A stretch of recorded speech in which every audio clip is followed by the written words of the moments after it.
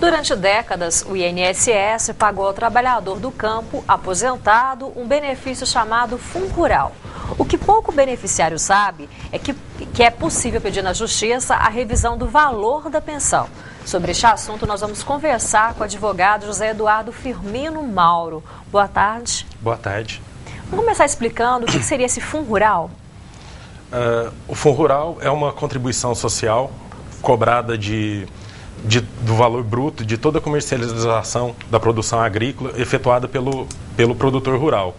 E essa contribuição, anteriormente à Constituição de 1988, servia para custear a Previdência Rural, ensejando vários benefícios ao produtor rural. E por que preocupa tanto agora a categoria? Quais são os impactos negativos que isso pode trazer?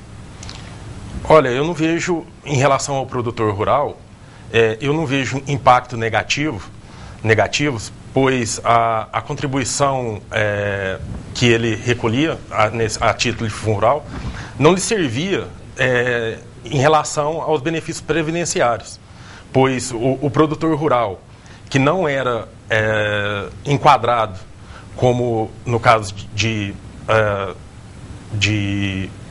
aposentadoria, no caso da aposentadoria especial, ele não teria direito à aposentadoria sem a contribuição individual dele. Ou seja, além de ter que pagar o fundo rural como vinha ocorrendo, ele deveria fazer o recolhimento dele, o recolhimento individual, para conseguir, ao final, quando adquirisse o direito, ter o direito à aposentadoria. Então seriam dois recolhimentos? Seriam. Um dos questionamentos que foram arguídos pelo Supremo é em relação à bitributação do fundo rural cobrado sobre o valor bruto da comercialização. Os contribuintes do fundo rural eles devem fazer nesse momento? O que é aconselhável eles fazerem? Olha, deve ser analisado caso a caso, né? A situação dele como contribuinte, se vinha ocorrendo o desconto, né, no caso específico, em relação à produção dele, e se for o caso, ele buscar judicialmente, primeiro, a suspensão da exigibilidade dessa contribuição e, se for o caso, buscar a restituição dos valores que foram pagos nos últimos anos. Existe algum risco para aquele produtor que optar por buscar seus direitos judicialmente? Assim como toda e qualquer ação judicial, ela é passível de riscos, certo? Então, mas neste caso, como temos um julgado da Suprema Corte, isso vai robustecer no caso do pleito, desses pleitos anteriormente que eu falei, que seja principalmente a restituição dos valores. O senhor acredita em impactos positivos ou negativos no agronegócio em função dessa decisão?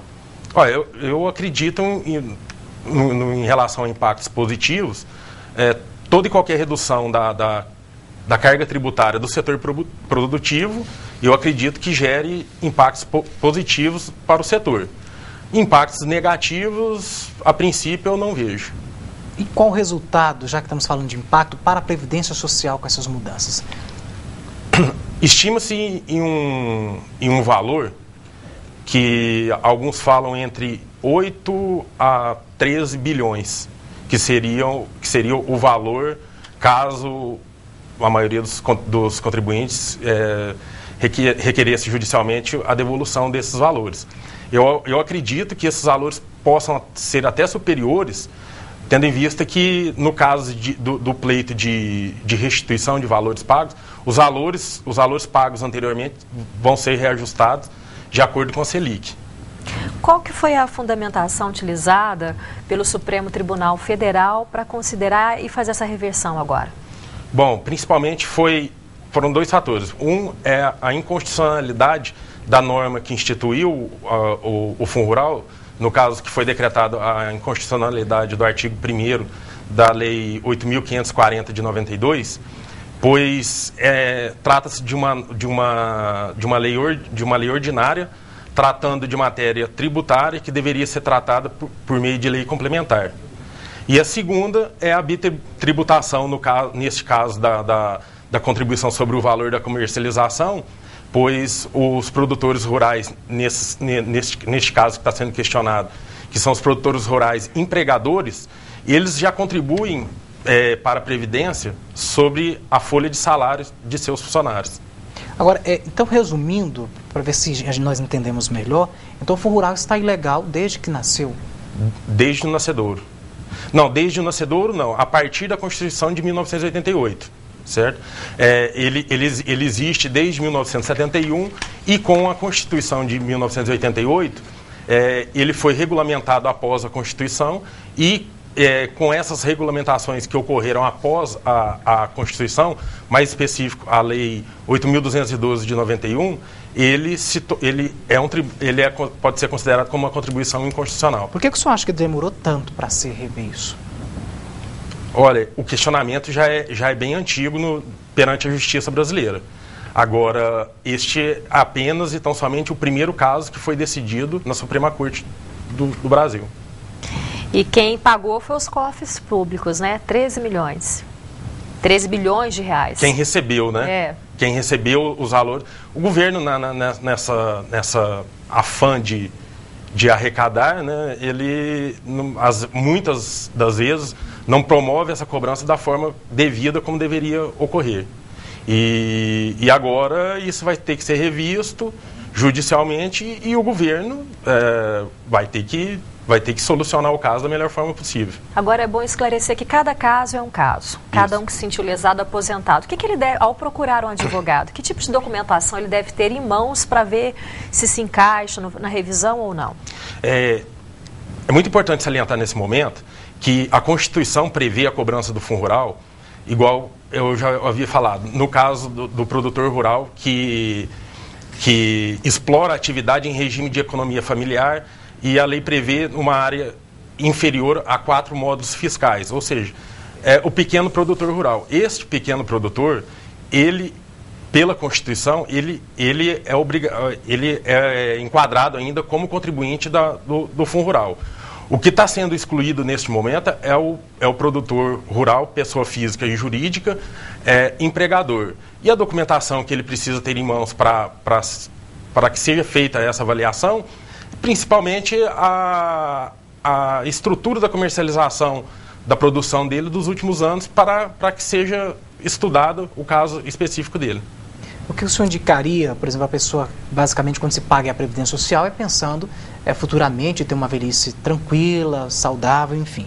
Quais os cuidados, por exemplo, do produtor hoje que pretende aí buscar algum sistema de Previdência Social e futuramente ter aí a sua vida mais sossegada?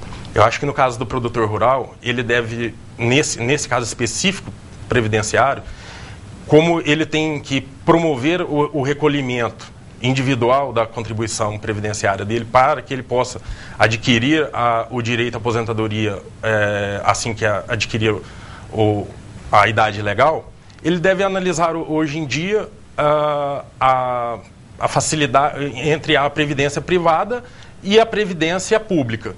Ele levar em conta o valor que ele vai recolher a título de previdência pública, que no caso dele hoje é facultativo, e no caso da previdência privada, ele tem que, para ele ter esse aconchego quando chegar na melhor idade, hoje ele avaliar qual seria o melhor negócio para ele no futuro. Goiás é um estado tradicionalmente conhecido por se destacar na questão da agropecuária, né? O senhor acredita que a justiça do estado está preparada para receber, de repente, uma avalanche de processos que venham por aí em decorrência dessa decisão? Eu acho que está preparada. Nesse caso em questão, a justiça competente seria a Justiça Federal. E eu vejo uma grande capacidade desses entes judiciários em dirimir tais tipos de questões. Inclusive, a situação que nós temos hoje, com esse julgamento do Supremo, que vai embasar daqui por diante a maioria dessas ações.